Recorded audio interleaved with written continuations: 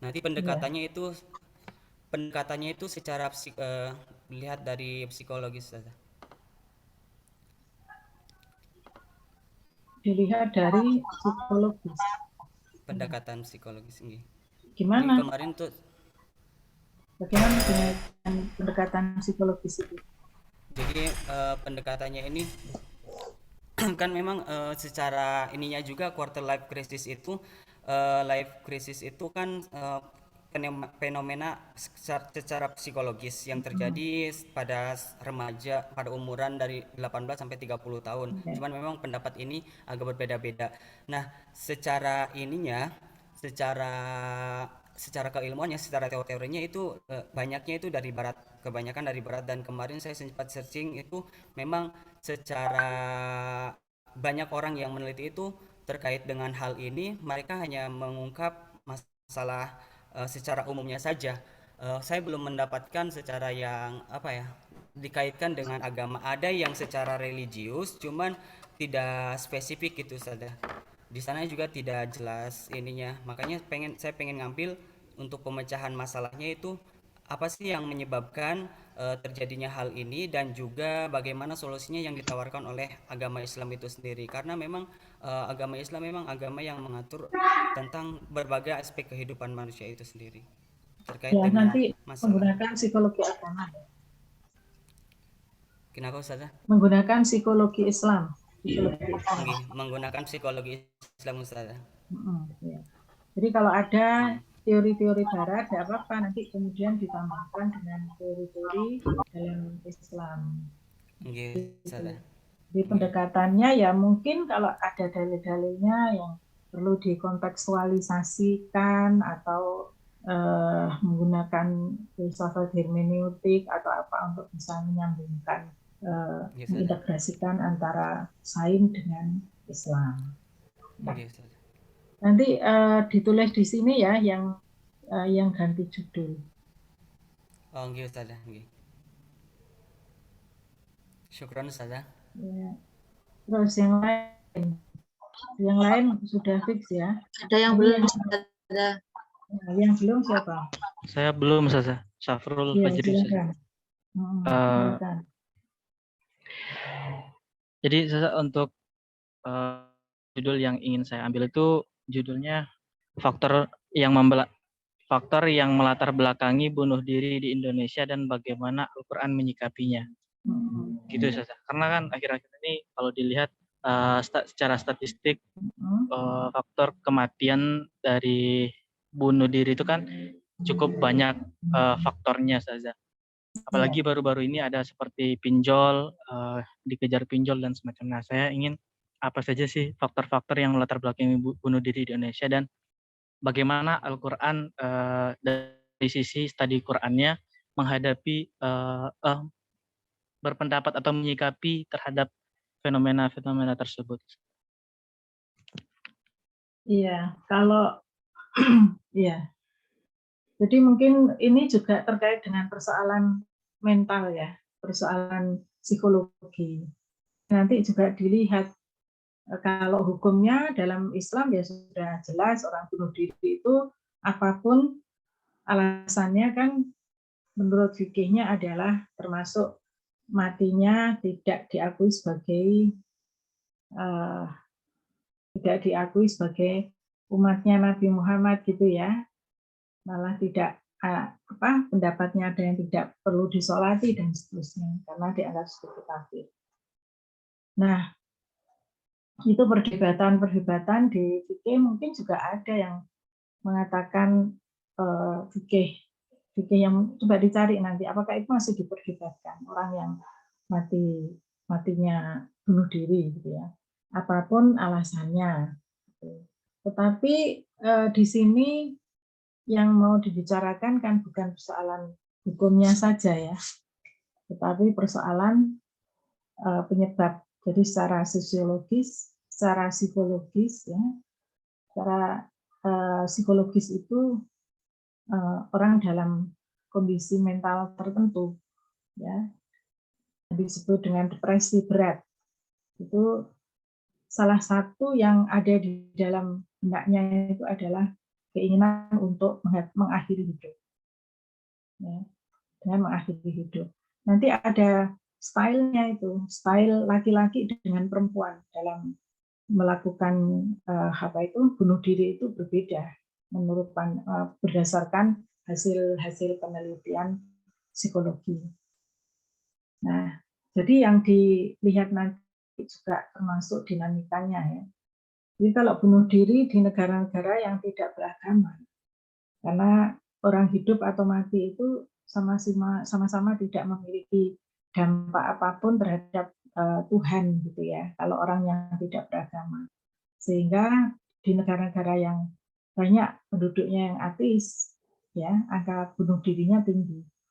Di negara-negara ateis itu angka bunuh diri itu menjadi satu kolom tersendiri ya, menjadi indikator tersendiri dalam statistik yang ada di negara itu. Kalau di Indonesia kan tidak ada kolom bunuh diri. Ya, angka bunuh diri itu kan tidak ada. Ini prakteknya ada, tetapi tidak cukup signifikan. Nah, kalau misalnya di Jepang itu juga bunuh diri massal itu terjadi, ada yang karena kiamat sudah datang, jadi ada kaitannya dengan mitos, ada kaitannya dengan tekanan-tekanan kerja, ada juga yang karena kebingungan ya, secara ideologis, ya. Kemudian juga ada karena tekanan mental yang mengalami depresi berat. Nah itu yang harus harus dibahas. Jadi kalau bahasnya hanya sampai di fikih, berarti ya udah selesai. Hukumnya adalah haram, ya gitu. Jadi harus dibahas secara lintas disiplin keilmuan. Ya. Jadi kalau untuk objeknya saja tadi kalau khusus Indonesia nggak apa-apa dibahas saja itu. Ya enggak apa-apa. Ya enggak apa-apa. Yang bunuh diri itu juga antara lain karena tekanan hidup ya, kalau di Indonesia itu yang banyak.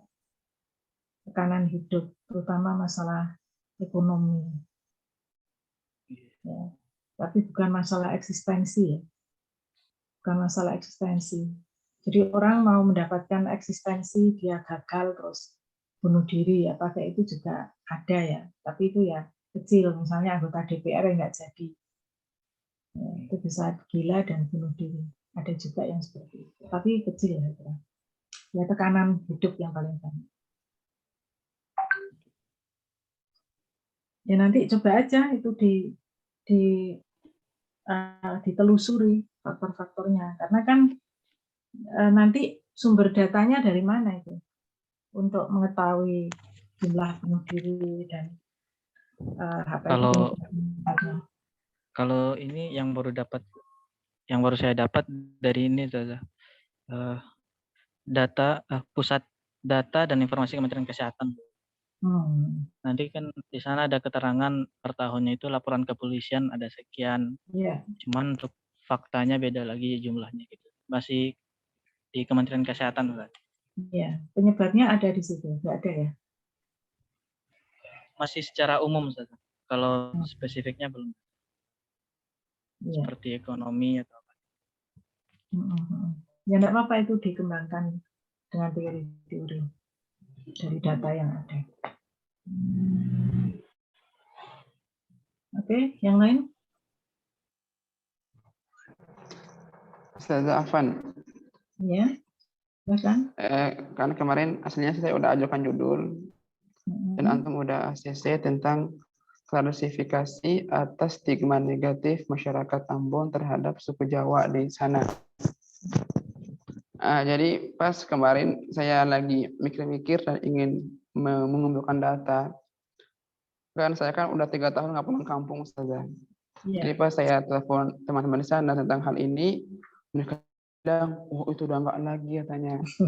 Maksudnya itu dulu saja yang belum sekolah, kan sekarang udah banyaknya sekolah, udah saling memahami. Jadi hal seperti itu hanya orang tua-tua yang udah expire tentang pendidikan hal tersebut, makanya mereka masih mau seperti itu. bisa berpikir loh kayak gini Ustaz juga anak saya gitu kan. Iya. Terus saya tanya kepada teman di sana, terus yang dulu yang masih ada sekarang apa saja, yang masih wilayah yang masih dipegang itu masih apa saja? Oh ada Mas, kayak sekarang masih ramai bahwa nggak boleh kan sana kan saya kan suku Buton, ada suku Kabau, suku Pelau. Jadi kami dari suku yang di sini itu diwanti-wanti dari kepala suku sana, jangan sampai mereka pada suku yang ini. Di sini bahaya karena dulu mereka gini lah ceritanya. Terus dia bilang walaupun dia Islam nggak boleh kata. Iya nggak boleh karena suku kita ini berbeda sama mereka karena mereka waktu itu dulu pokoknya jatuhnya panjang sekali. Kenapa sampai dilarang suku Buton ini nikah sama suku yang ini gitu saja. Iya. Terus saya berpikir kalau gitu ya kayaknya ini menarik kita untuk dibahas bagaimana pandangan Islam tentang hal ini. Padahal Islamnya sama, agamanya sama, tapi kok cuma karena suku kok nggak bisa nikah gitu kan? Iya. Jadi nanti peneliti tidak memberikan justifikasi ya. Jadi justru mengurai dengan pendekatan fenomenologi. Ya, dengan pendekatan fenomenologi. Jadi menyelami aja data-data yang ada, setelah itu menganalisis antara peneliti dengan yang diteliti adalah entitas yang tidak melebur, ya, sehingga tidak memberikan penilaian. Misalnya, ini tidak sesuai dengan Islam, ini yang sesuai dengan Islam, itu tidak terlalu penting gitu ya untuk kajian-kajian sekelas S2. Tapi yang harus dipertegas di sini adalah bagaimana pandangan masyarakat terhadap pandangan masyarakat terhadap larangan perkawinan antar suku di sana. Ya, yang dimaksud di sini adalah studi kasusnya suku apa dengan suku apa di kampung itu. Ya, judul besarnya kan larangan perkawinan antar suku. Terus studi kasusnya kan di Buton dan di mana itu? Kabau saja. Kabau. Nah, nanti ditanya kedua suku itu kan bisa nelpon ya. Posisinya ada di mana? Di Malang saya sekarang. Oh di Malang. Di Malang. Kan bisa nelpon ya, tokoh-tokohnya ada di sini. Bagaimana pandangan mereka? Dan nanti setelah itu ditulis di sini dikritisi. Nah, kritiknya itu antara lain yang pertama adalah dikritisi dari aspek hukum Islam, kemudian hukum yang ada di Indonesia, kemudian dilihat dari uruf juga, apakah itu masuk pada kategori sahih atau yang kategori fasid, ya, urufnya. Kemudian pandangan dari tokoh-tokoh itu mesti ada yang setuju, ada yang tidak setuju dengan alasan-alasannya. Ya, seperti itu. Nah, nanti di bagian akhir kan dibahas, ya. Dibahas bahwa yang setuju itu kecenderungannya adalah menggunakan alasan uruf ya. Nah, yang tidak setuju itu mungkin alasannya adalah tidak ada di dalam, tidak diatur di dalam Islam secara tegas untuk perkawinan. Bahkan Islam itu malah yang bagus menganjurkannya adalah su'uban lita'arufu. Jadi bangsa-bangsa yang saling bertemu gitu, suku-suku yang saling bertemu itu yang bagus. Nah ini, jadi bisa juga nanti kemaslahatan apa yang dimunculkan dari larangan itu. Ya.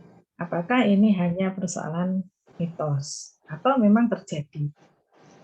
Itu yang nanti akan dibahas. Jadi pendekatannya adalah fenomenologi, ya. Kemudian teori-teorinya yang berkaitan dengan itu ya ada aspek hukum, aspek maqasid syariah ya. Ada atau kalau tidak maqasid syariah ya maslahah aja, maslahahnya ada di mana. Kalau itu bisa dilihat dari urufnya seperti apa, nah, kayak begitu.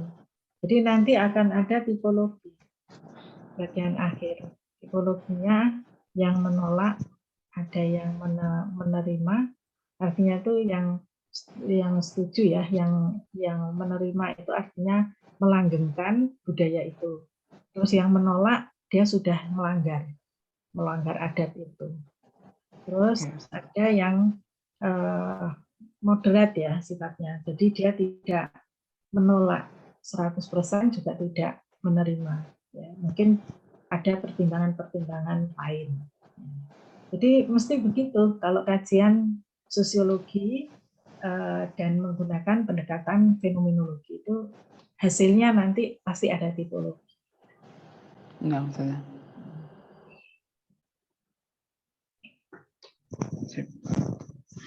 Ya, sudah punya gambaran ya, Mas Bari? Ya, udah punya insya Allah.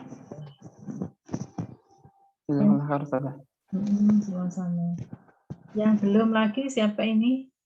Mohon izin, Ustazah. Saya Jumatul ya. Ya, coba dulu. Ya, Ustazah. Jumatul. silakan Mbak Hima dulu. Silakan. Iya, Mas Zul. Saya melihat keadaan di desa saya, Ustazah, saya pengen meneliti tentang politik pembagian uang dan barang ketika pemilihan kepala desa. Apa bisa ya, Ustazah? Menurut hukum Islam. Ya, gratifikasi ya. Iya, soalnya itu yang lagi marak-maraknya baru selesai pilkades, Ustazah. Iya, enggak apa-apa, itu juga bagus ya, karena semua ilmu adalah diharapkan memiliki daya manfaat yang luas dan bisa menjadi solusi umat.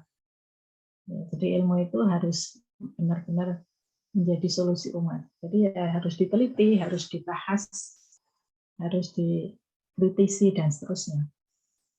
Oke, nanti gambarannya seperti apa? Mungkin Ustazah, apa menurut hukum Islam secara luas atau bisa dispesifikkan ya Ustazah? Apa perlu saya spesifikkan di bagaimana Ustazah? Ya, itu sebenarnya adalah berkaitan dengan sosial politik ya. Iya Ustazah, sosial politik. Jadi terkait dengan pemilihan pemilihan pemimpin, memilih pemimpin. Ya, dalam hal ini kalau dalam Islam itu sudah benar memilih pemimpin dengan cara musyawarah, dengan cara kalau musyawarah jumlahnya banyak sekali yang tidak bisa mewakili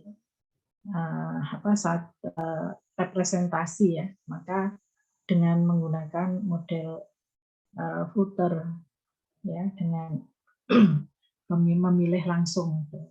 Nah, itu yang konsep itu tidak bertentangan sebenarnya dengan Islam. Setiap orang malah dihargai, hak-hak individunya dihargai dalam dalam HAM ya, hak asasi manusia menurut Islam itu sangat bagus. Setiap orang, tidak peduli apakah dia itu sebagai warga negara kelas sosial apapun, masuk usia ya pokoknya yang sudah yang sudah memenuhi syarat dari aspek umur, kemudian juga orang difabel juga bisa masuk, yang berkebutuhan khusus, yang punya pendidikan yang rendah sampai yang tertinggi, semuanya memiliki hak suara yang sama. Itu sebenarnya bagus ya, dalam konsep Islam. Dan Indonesia sudah menerapkan seperti ini sebagaimana negara-negara yang dibangun secara demokrasi. Nah, tetapi dalam di dalam menuju kepada tercapainya demokrasi itu tidak banyak yang tidak ideal dalam prakteknya, dalam implementasinya. Ya, ada kecurangan-kecurangan yang di situ itu saking banyaknya orang yang melakukan sehingga seolah-olah ketidakjujuran. Ini kan menyangkut persoalan tidak tidak amanah, kemudian juga masuk pada rosi wal mutasi. Ya, karena itu sudah arahnya adalah membeli suara. Nah, jual beli suara seperti ini itu sebenarnya tidak jalan dengan Islam. Nanti itu yang akan diungkap. Yang akan diungkap itu. Karena itu tidak hanya di Indonesia, di banyak tempat ya seperti itu. Dan ketika semua orang melakukan, itu dianggap kebenaran. Jadi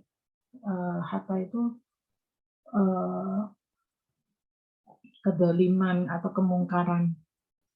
Kemungkaran itu kalau dilakukan oleh orang ya terus-menerus dan dalam jumlah yang banyak, itu dianggapnya sebuah kebenaran. Ya, saya lupa itu teorinya siapa yang mengatakan begitu. Nah, inilah yang nanti ada jalan keluarnya yang disebut dengan demokrasi yang liberal itu kemudian digeser menjadi demokrasi deliberalisasi, demokrasi deliberal. Jadi demokrasi itu dibatasi, ya, tidak sebebas mungkin ya. Jadi harus ada aturan-aturan yang ditaati, yang dibatasi ya. Nah itu sebenarnya adalah demokrasi deliberal. Iya, saya sudah. Ya, sudah punya gambaran ya. Saya sudah. Ya. Nanti itu ada sedikit tentang apa yang disebut dengan apa yang ada dalam teori psikologi massa. Psikologi massa itu kalau satu sekelompok orang melakukan, ada 2-3 orang yang tidak setuju, itu akhirnya menjadi setuju juga. 1-2 orang yang dia itu pendiam, tapi ketika bersama-sama menyuarakan demo, yang 3 orang, 4 orang yang pendiam tadi juga ikut teriak-teriak. Itu adalah sugesti yang dimunculkan pada satu situasi tertentu yang orang lain yang tidak setuju pun akhirnya juga ikut-ikutan gitu. Ya. Jadi termasuk ini caleg-caleg yang baik-baik itu akhirnya ikut-ikut juga itu, ikut-ikut juga. Jadi kalau caleg ya di desa juga begitu. Ya, yang aslinya dia orang baik menjadi tidak baik karena apa? Karena sudah didukung oleh pembenaran banyak orang. Kalau saya tidak melakukan ini, nanti orang-orang itu tidak mau dengan saya. Iya, benar sudah. Terus ada lagi pembenaran-pembenaran yang dilakukan secara subjektif ya.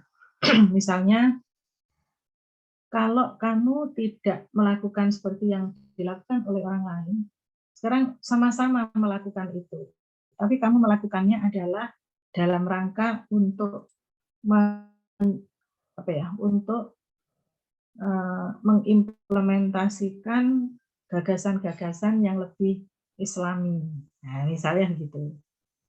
Jadi yang partai Islam pun ya sama saja. Kalau sudah seperti ini, mereka akhirnya menggunakan cara yang sama. Kalau yang di sana melakukan, nanti yang jadi orangnya itu. Ya. Tapi kalau aku yang melakukan, yang jadi kan beda, karena aku adalah orang Islam yang taat beribadah dan berbasis pesantren misalnya. Terus melakukan juga. Akhirnya ada juga yang mengatakan, enggak apa-apa politik ya begini. Jadi sekarang adalah yang membedakan itu niat. Akhirnya sampai situ. Niat. Kalau yang di sana niat dan ini ya, dan visi kemaslahatan apa yang dimunculkan kalau si A itu yang jadi dan si B yang jadi. Jadi soal cara, soal siasat itu akhirnya adalah mengikuti. Yang kayak begitu juga ada. Itu bagus kalau mau dikritisi. Misalnya ada 3 calon kepala desa. Yang satu dia itu punya riwayat yang nggak benar gitu jadi orang. Yang satunya lagi itu kepemimpinannya jelek. Yang satu itu baik tapi dia itu banyak cacatnya. Terus ada yang ketiga itu orangnya baik gitu ya, orangnya emang baik beneran tapi dia tidak terlalu populer. Ya, orangnya baik kalau dia kepemimpinannya bagus, agamanya juga kuat, di pesantren misalnya. Itu nanti kalau pergi ke kiai minta minta advice ya, minta nasihat. Itu kadang-kadang ya sekarang gini aja, kalau yang sana jadi, desa ini akan jadi amburadul. Jadi mending kamu yang maju dengan cara apapun. Kalau mereka kasih uang, kamu juga kasih uang. Dengan niatan adalah bukan rosi wal murtasi, tetapi ini adalah ini hanya taktik, hanya strategi untuk mencapai visi misimu yang lebih bagus. Ada juga yang memberikan nasihat seperti itu. Karena ini adalah urusan politik. Urusan politik itu tidak ada yang bersih. Gitu, Mbak. Sebenarnya walaupun niatannya seperti itu ya tetap saja Ustazah. Ya kalau fikihnya sebenarnya begitu. Tapi kalau dilihat dari fikih apa ya? Nah, dilihat dari masalah mudorotnya juga akan beda lagi. Tapi ya tujuan itu kan tidak boleh menghalalkan segala cara. Ya, tujuan yang baik itu tidak bisa ditempuh dengan cara yang tidak boleh menghalalkan segala cara. Nah, itu nanti sampean tidak memilih, di situ tidak memilih baik dan buruk, ya diceritakan aja. Diceritakan hiruk pikuknya itu secara sosiologis. Karena kalau dilihat dari fikih ya udah selesai. Ya, pokoknya kalau sudah fikih itu udah selesai gitu loh ya. Kecuali kalau menelusuri dalil-dalil sampai ke akar-akarnya itu baru. Ya, tapi kalau mau yang fenomenologi tadi ya harus benar-benar mengkritisi itu. Jadi data-data itu yang mesti dari lapangan, tidak bisa data yang mengarang, harus dari lapangan. Yes. Misalnya dari fenomena yang ada. Kalau itu di desanya sampean sendiri kan bisa ditanyakan kepada siapa itu ya, yang disebut dengan tim sukses. Ya, tim sukses itu kan. Iya. Nah, kalau ke orangnya langsung tidak mungkin ya. Tim sukses, kemudian di bawahnya tim sukses itu kan juga ada orang-orang partisan-partisan. Iya, Oh, ini partisannya si A, ini partisannya si B, ini partisan si C. Berarti ini nanti lebih mengkritisi masalah sosial politiknya ya Ustazah ya, sosialnya. Jadi tapi nanti juga dikaitkan dengan Islam, hukum. Ya. Iya. Sudah. Tapi jangan lupa tokoh agama juga dilibatkan karena mereka itu juga tidak ada tokoh agama sekarang ini yang tidak ikut mendukung. Berarti nanti saya juga wawancara ke beliau, maksudnya ke para tokoh-tokoh agama di desa saya, Ustazah. Iya, pakai telepon aja. Gimana Pak dengan pilkada, pildes ya? Iya, pildes. Iya. Pilkades itu katanya sih ada yang membayari orang ngasih amplop. Ya, saya sudah dapatkan di lapangan. Sudah terang-terangan Ustazah kalau di desa saya. Nah iya, itu terus ya bisa itu ditanyakan kepada tokoh agama ya. Iya. Iya. Ya, terima kasih arahannya Ustazah. Ya, sama-sama.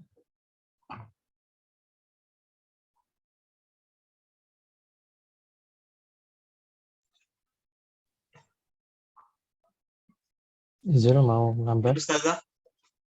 Ya, Naufal ya. Naufal Fikri, silahkan. Nah, Ustazah, kemarin mencoba menelaah terkait wanita dalam pendekatan feminisme, Ustazah. Itu berdasarkan baca-baca sedikit di buku dan teman yang di Magister SIAI, Ustazah. Kemudian Anda melihat bahwasanya kayaknya belum mendalami dan kayaknya merasa kesulitan Ustazah. Itu kita berusaha untuk mencari fenomena yang ada di sekitar dan mencoba untuk menelaahnya juga Ustazah. Itu judulnya begini Ustazah. Tanggung jawab pendidikan Islam itu peran guru, orang tua dan masyarakat dalam menumbuhkan nilai-nilai agama Islam di panti asuhan Ulil Absor. Nah, ini melihat bahwasanya saya tinggal di panti asuhan Ustazah. Nah, di panti asuhan ini ada memang orang yang anak-anak yang orang tuanya sudah tiada, kemudian ada yang orang tuanya masih ada tapi dalam keadaan ekonominya menengah ke bawah. Kemudian ada juga orang yang mampu, orang tuanya bahkan mempunyai kapal katanya Ustazah. Tapi anehnya, mirisnya anaknya dimasukkan ke panti asuhan. Nah, ini saya melihat apakah orang tua tidak penting bagi mereka dalam mendidik anak mereka, sampai-sampai mereka atau bisa menitipkan di panti asuhan di sini Ustazah. Itu Ustazah fenomena yang terjadi di panti. Ada masukan dari antum Ustazah. Ini kok semuanya menulisnya pendekatan fenomenologi ya. Tidak ada yang menggunakan misalnya kajian-kajian tokoh, aliran atau pemikiran-pemikiran begitu. Misalnya pemikirannya siapa dalam hal apa begitu. Karena yang diangkat ini tadi yang persoalan kayak begitu tidak terlalu urgent.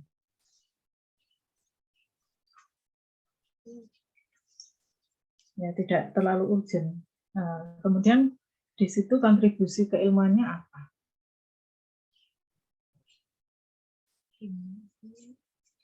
Kalau tadi yang pilkada tadi kan ada rekomendasi itu bagus.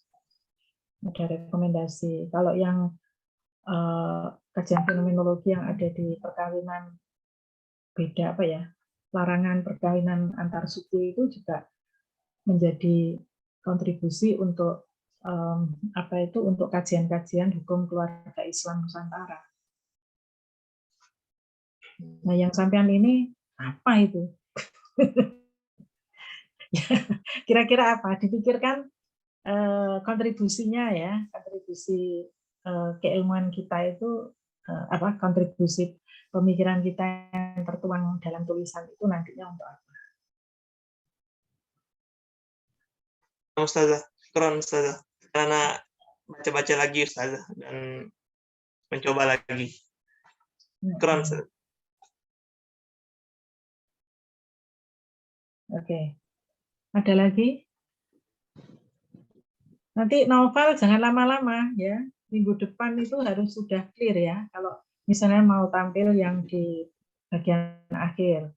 Yang masih bulat-bulat itu di akhir-akhir aja. Yang sudah clear itu segera tampil. Karena nanti kalau presentasinya itu duluan, itu nanti revisi-revisinya menjadi bagus dan hasilnya pun juga bagus. Karena kalau yang ditampilkan itu kan nilai UTS. Dan nanti yang distorkan dalam bentuk tulisan sudah final itu kan yang UAS. Nah, kalau proses ini segera dimulai, maka hasilnya akan menjadi lebih maksimal. Nah, seperti itu. Oke, siapa lagi ini yang masih? Saya belum, Ustazah. Izin, Ustazah. Ya, silakan. Judul saya yaitu penanaman karakter pada kelompok mengaji anak jilid 6 di TPQ Asyauqi menggunakan pendekatan normatif, Ustazah. Apa bisa dijadikan sebuah artikel, Ustazah? Maksudnya pendekatan normatif itu gimana? Karena pendekatan normatif yang saya baca itu yaitu sebuah pendekatan yang memandang agama dari segi ajarannya, Ustazah. Dibandingkan ya, kalau normatif nanti sampean mengusung salafi. Karena ini kan persoalan muaranya ke ideologi apa, pemikiran itu, dan kontribusinya untuk masyarakat apa, itu kan perlu ditanyakan.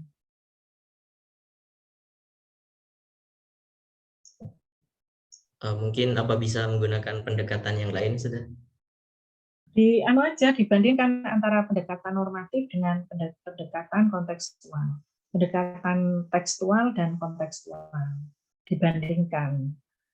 Ya, nanti pendekatan kontekstualnya itu menggunakan punyanya siapa? Apakah punyanya Arfon atau Fazlur Rahman? Nah, gitu. Sekarang temanya apa yang mau diangkat? Tadi temanya apa?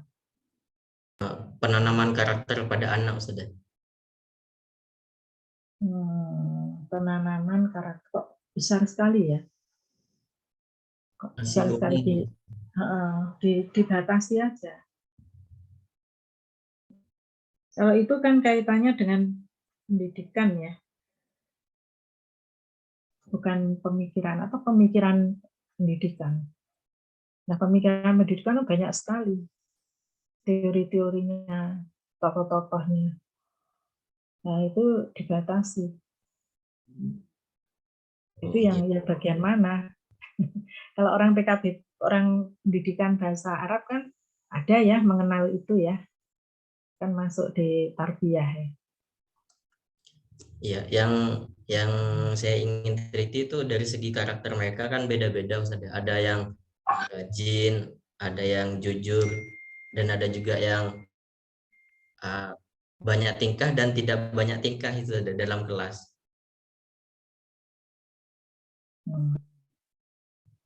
Ya, jadi kita kembali lagi ke mata kuliah kita ini adalah pendekatan studi Islam ya.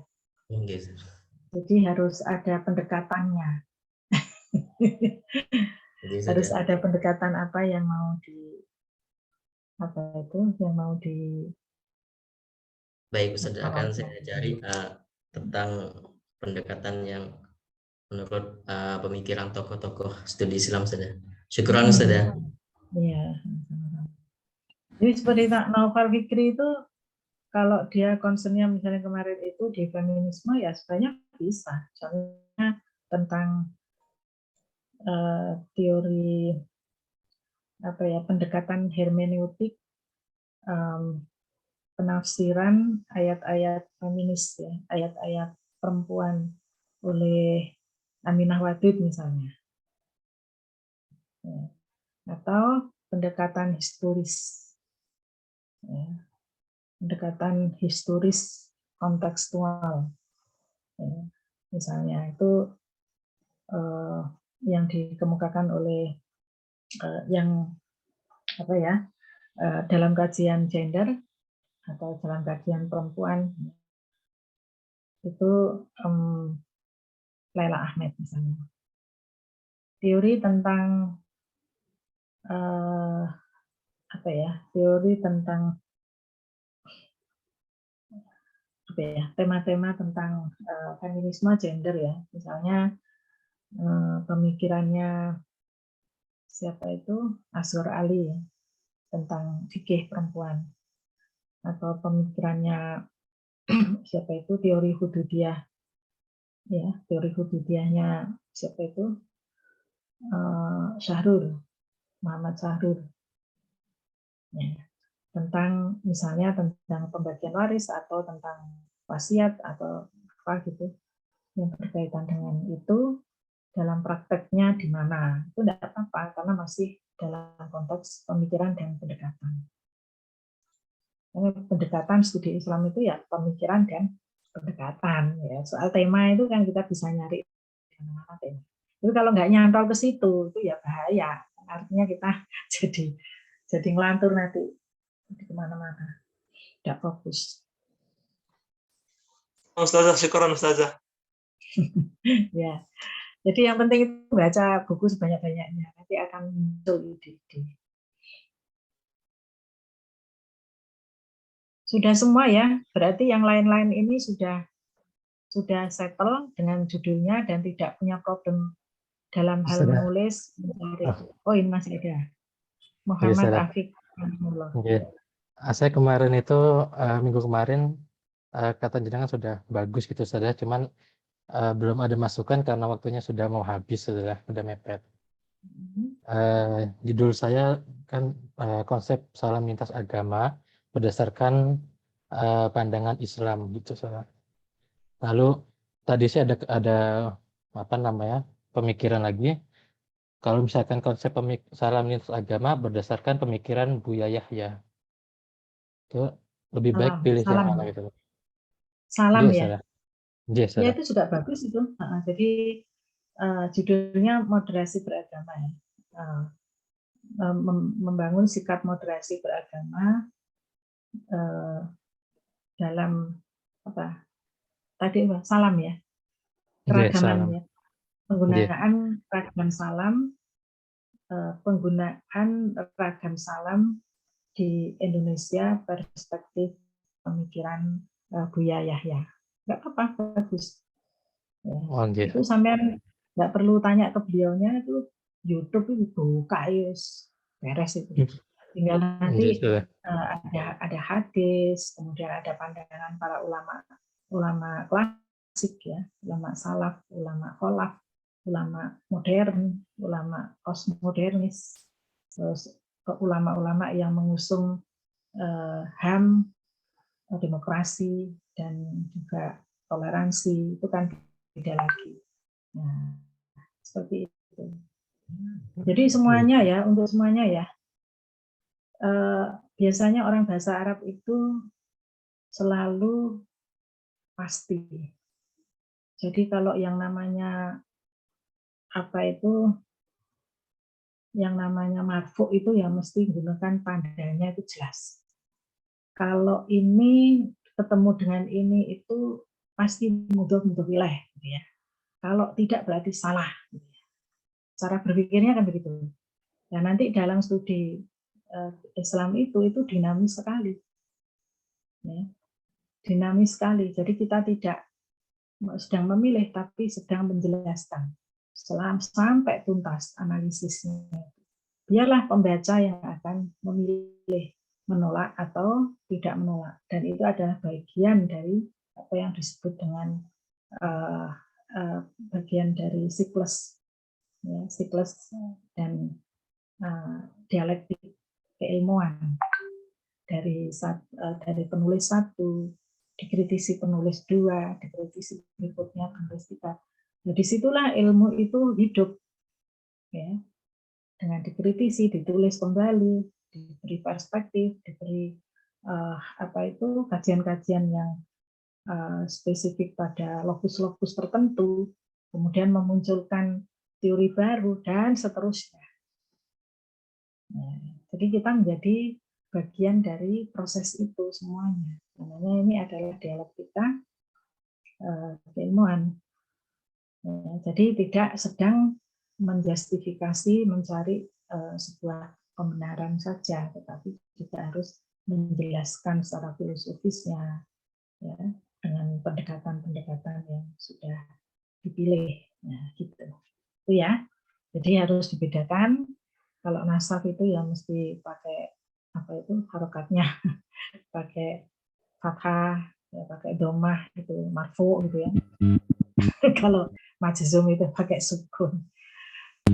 Mudah pakai jar kan gitu. Nah itu tidak seperti itu ya untuk mata kuliah saya.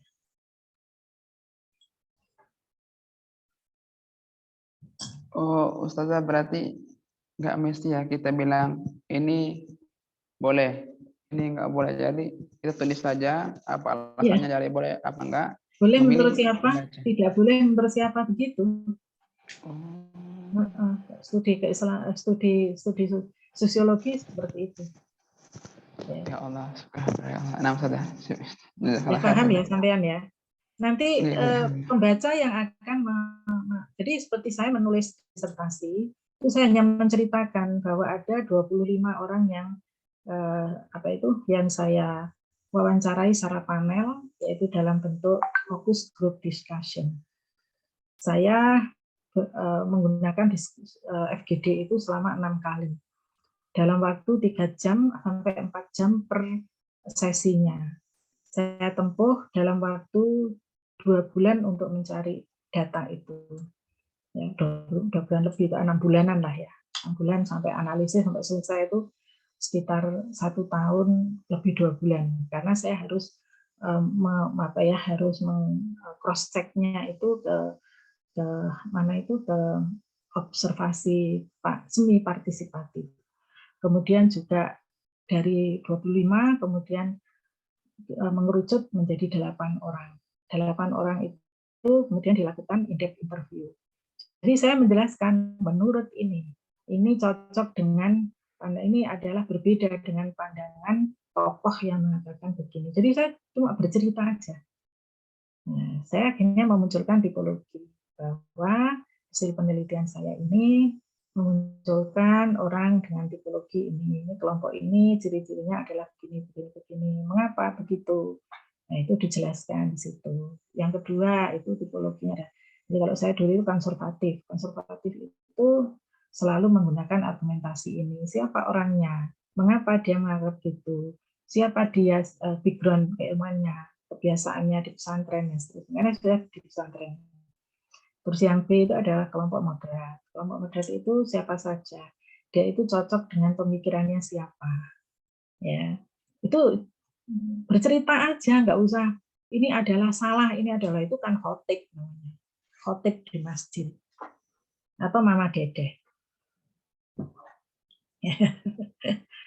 Jadi ilmuwan itu mengajak orang berpikir, bukan memilihkan. Kalau memilihkan itu ya penceramah. Ya, tanya ke UAS gitu terus dijawab. Terus tanya ke siapa itu Gus Baha terus dijawab gitu ya. Tapi kalau Gus Baha itu ya penjelasannya panjang lebar ya, juga menurut pendapat ini yang kitab ini luar biasa itu. Nah, ini, jadi ya, oke, gitu ya Mas As dari. Maaf Ustazah di Ya, oke. Berikutnya siapa ini? Nur Diana. Sudah selesai kemarin Ustazah. Gimana? Sudah. Ya, saya bisa didengar suara saya. Enggak saja dengar sekali. Ya, silakan Nur Diana. Ya, Mbak Nur. Sudah Ustazah, Nur Diana sudah selesai minggu kemarin. Oh, sudah. Berarti sudah semuanya ya? Kalau sudah satu sudah. Oh, Ibnu. Ibnu Ustazah. Silakan. Nanti setelah ini Muhammad Afik. Tadi yang Muhammad Afik tadi belum selesai ya? Sudah. Cuman tadi Mas Jalal yang belum sama Hafiz. Oh, ya udah. Sekarang Mas Ibnu Hafiz. Hafiz. Kok bisa Hafiz ya?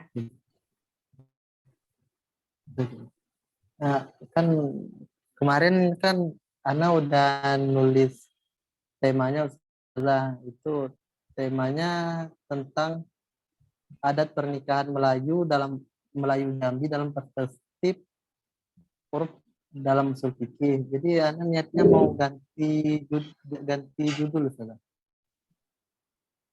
Iya, terus kesulitannya di mana? Mau ganti judul ke apa?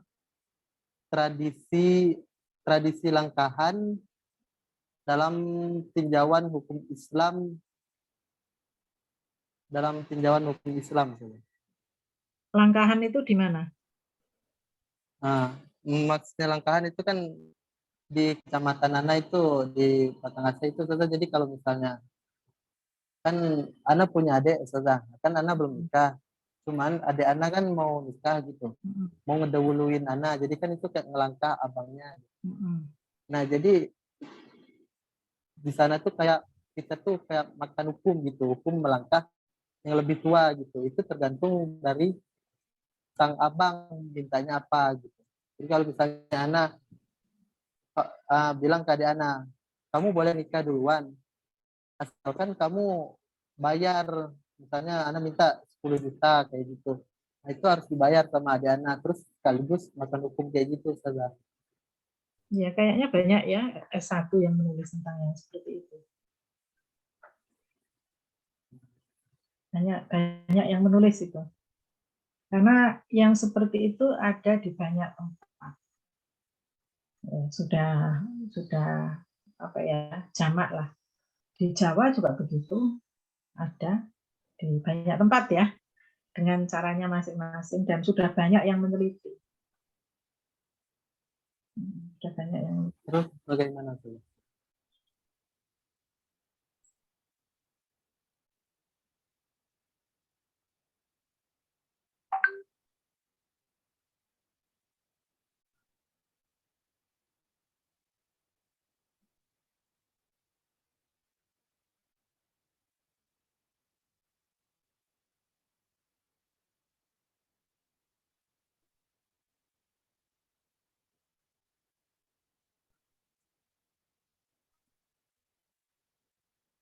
Berarti judul itu nggak bisa diangkat dong, Ustazah? Iya, sepertinya sudah apa ya, sudah enggak apa ya, sudah enggak up to date gitu loh. sudah usang. Berarti cari judul baru gitu. Yang kemarin apa itu? Belum ya yang kemarin? Yang kemarin adat pernikahan Melayu Jambi, perspektif urf dalam ilmu usul fikih, Ustazah. Nah, itu malah yang apa, yang agak ada pemikiran hukum Islamnya. Tapi kalau yang tadi itu kan diambil uruf saja udah selesai. Yang tadi, dan itu adalah banyak. Kalau yang di mana-mana ada. Kalau yang di Jambi itu yang spesifiknya apa? Yang spesifiknya, Ustazah. Kalau di Jambi itu ada Jambi itu yang seperti apa? Kalau dalam hal pernikahan yang berbeda dengan di tempat lain. Jadi kayak apa? Astagfirullah. Ini ulur antar gitu, Ustazah. Balik pagi, balik petang, kayak gitu, Ustazah, adatnya gitu. Ya, dan yang enggak apa-apa, itu kan spesifik ya. Jadi enggak di tempat lain ada. Ya, itu memberikan wawasan kepada siapapun dalam hal keragaman hukum adat ya, masyarakat Muslim di Indonesia. Malah Berarti itu yang tadi, Ustazah. Iya, yang itu aja dicarikan. Ini tadi itu kan ada pendekatan apa, maslahah, pendekatan uruf. Ya.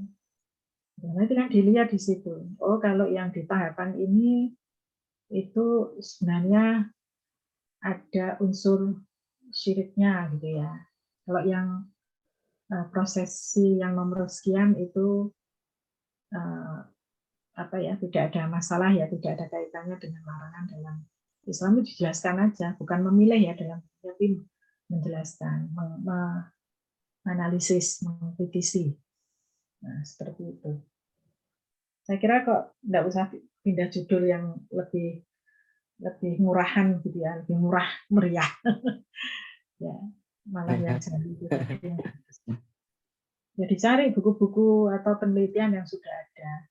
Apakah penelitian yang sudah ada itu juga sudah membahas tentang perspektif usul fikih? Kalau sudah, ya ngapain ditulis lagi? Kan harus yang berbeda. Misalnya dengan pendekatan apa gitu ya, yang sekiranya perspektif apa gitu, yang kaitannya dengan apa, bukan hanya hukum adat ya, tetapi juga kaitannya dengan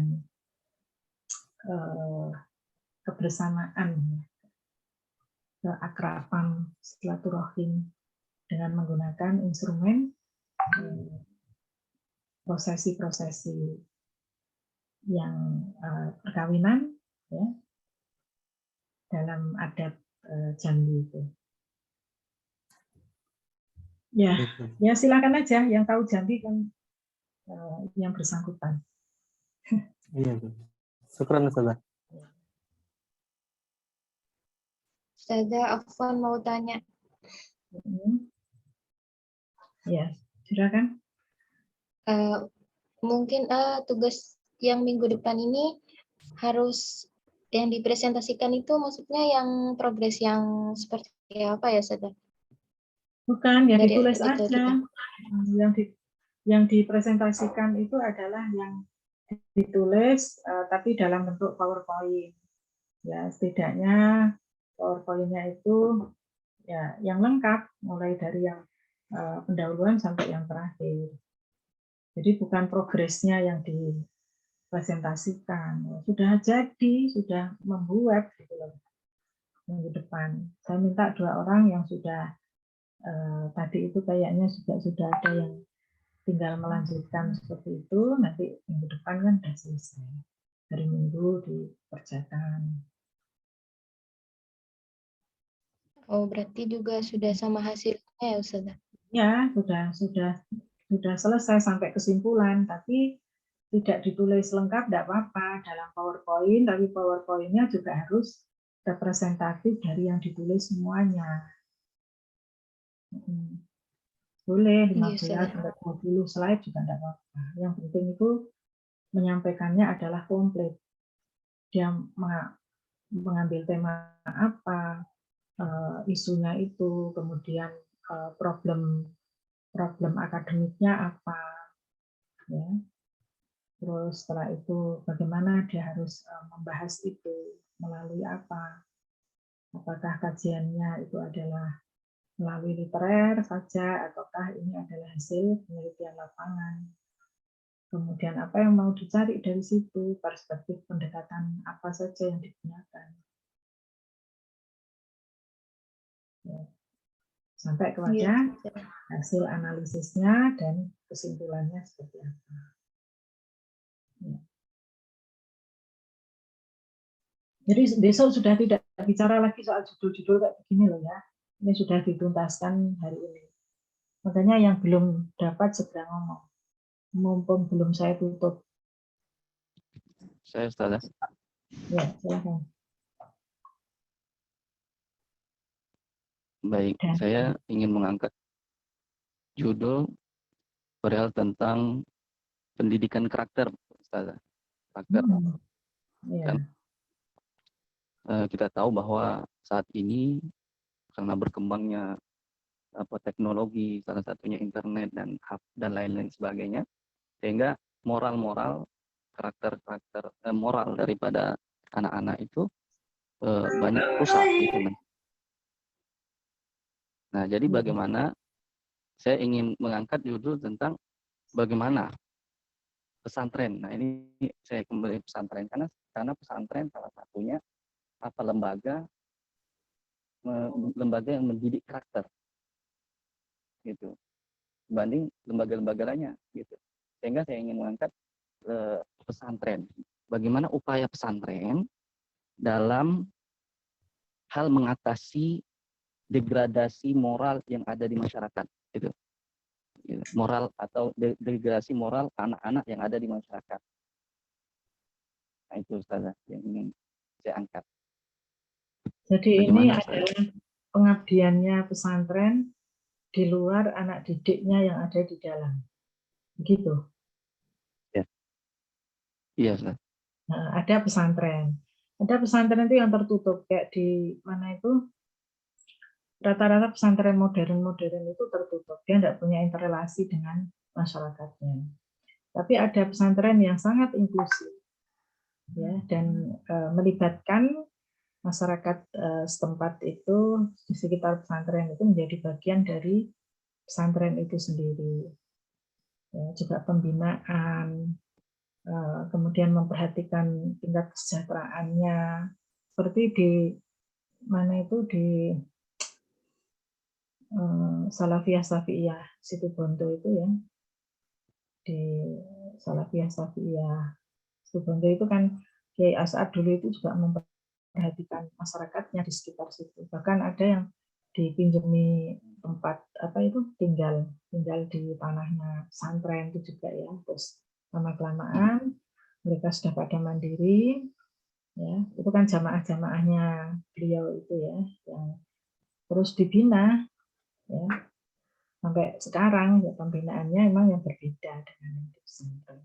Kalau anak-anak mereka ya sudah disekolahkan di pesantren situ, tetapi untuk orang tuanya juga ada pengajian rutin, ada dan seterusnya, diciptakan sebuah suasana yang itu adalah daerah santri.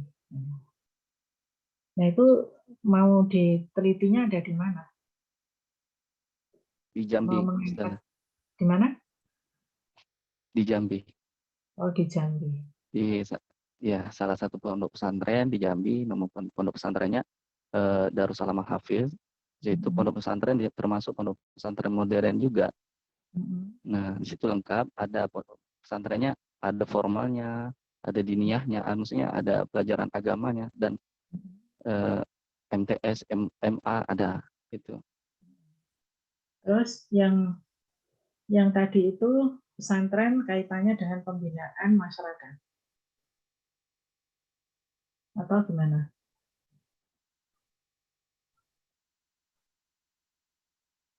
Atau di dalam pesantren itu sendiri? Di dalam pesantren itu sendiri, Ustaz. Jadi ceritanya mau nanti dilihat, ya nanti kan dilihat bahwa santri ini kan akan pulang ke kampung halamannya gitu. Nanti, nah masyarakat melihat bagaimana perubahan karakter atau perubahan moral santri yang selama dia mondok gitu. Itu ditanyakannya kepada siapa? Datanya diambil dari mana? Kalau dari guru Datanya yang kita ada di dari masyarakat. Oh ya, bagus. Kalau dari masyarakat itu masih objektif ya. Tapi kalau ditanyakan kepada gurunya, ustadz-ustadznya, pengurusnya, jawabannya ya, oh dampaknya bagus, ini. Tidak apa-apa, itu versinya mereka. Tapi nanti ada versi masyarakat yang lebih objektif. Sebagai user ya, pengguna dari produknya pesantren. Ya, jadi dua nanti ya. Yang di dalam juga ditanyakan versi dalam dan versi masyarakatnya dalam membentuk karakter lulusan tantri. Sudah habis ya nih ya, tidak ada lagi. Syukran.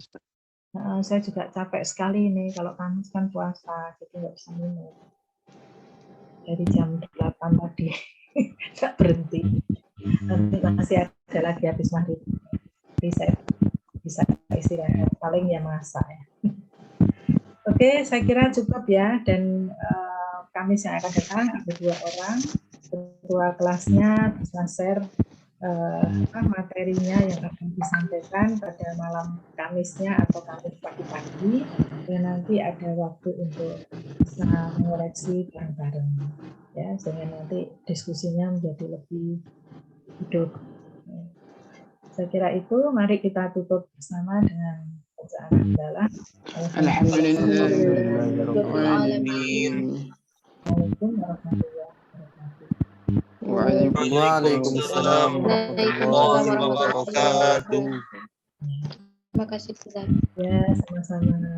Saya tutup dulu ya. Dia Ustazah, fi amanillah.